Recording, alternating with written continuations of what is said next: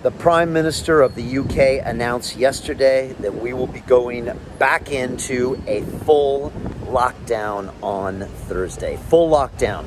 So that means non-essential services all closed. Restaurants, cafes, pubs, gyms, you name it, all shut down. This will for sure send us into a massive recession here. We have been speaking for weeks about how COVID is not transmitted in the hospitality sector. It's not transmitted in our gyms, and yet the government is choosing lockdown as a solution to suppress the virus. And I want to refresh your memory.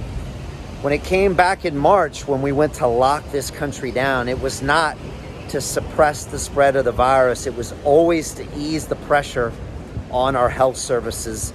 And there's still been no evidence shown that these services are going to be strained this winter. We've heard from Sir Patrick Vallance, we've heard from Chris Whitty of the SAGE Scientific Advisory Committee that we can expect 85,000 deaths this winter, but this is the same crew that predicted 500,000 deaths this year, and it hasn't even been 1/10 of that. What this comes down to is a simple concept of control versus elimination. Control versus elimination. This government is attempting to eliminate this virus. That is just not possible.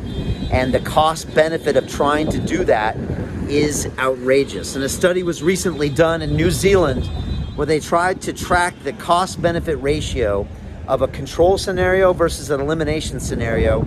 And they said it was a 96-to-1 difference, as in it's going to cost 96 as much money to try to eliminate this virus versus controlling it.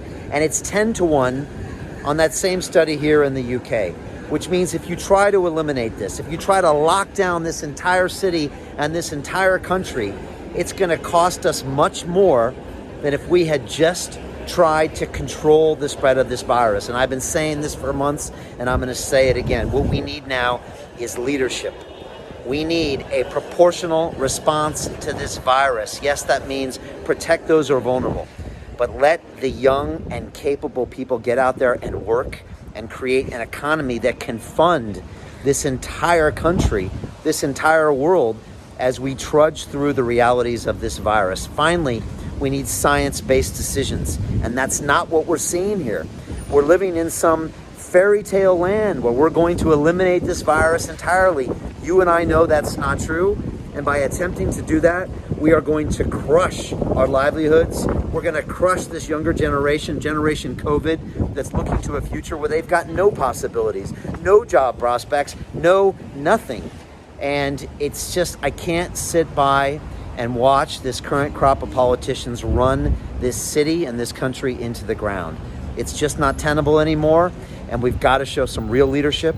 We need a proportional response to the virus, and we need to start making science-based decision-making. They have estimated alone that in the next month, the UK government is going to spend £40 billion on furlough in one single month. We cannot keep this up.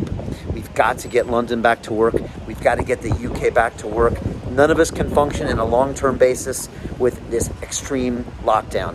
And I'm saying this because someone's got to say it. We've got to take London in a new direction. We've got to take the world in a new direction and figure out the control, not the elimination, because that is not viable, that is not possible, and that is not tenable. So let me know your thoughts. Please leave your comments below. Again, I'm sending out my feelings to all of you out there. And look, let me be honest, I am optimistic about the future. I know we can solve these problems, but we just need better decisions from our leaders. When I look at them, honestly, I'm not impressed. I am not impressed with their leadership. I am not impressed by their response to the virus. I am not impressed by their science, because there is none. All we need is strong leaders, and we can solve this problem quite easily. But if we continue to do these ridiculous things and stop using science, we're going to continue to go down this route, and we're going to wake up one day and there won't be anything left. And that's what concerns me most. So leave your comments below. Please forward this video if it meant something for you. And again, I'm offering solutions, all right? I'm offering solutions, not just coming up with problems. And together, I think we can take this world, this country, and this city here in London in a new direction. Thank you.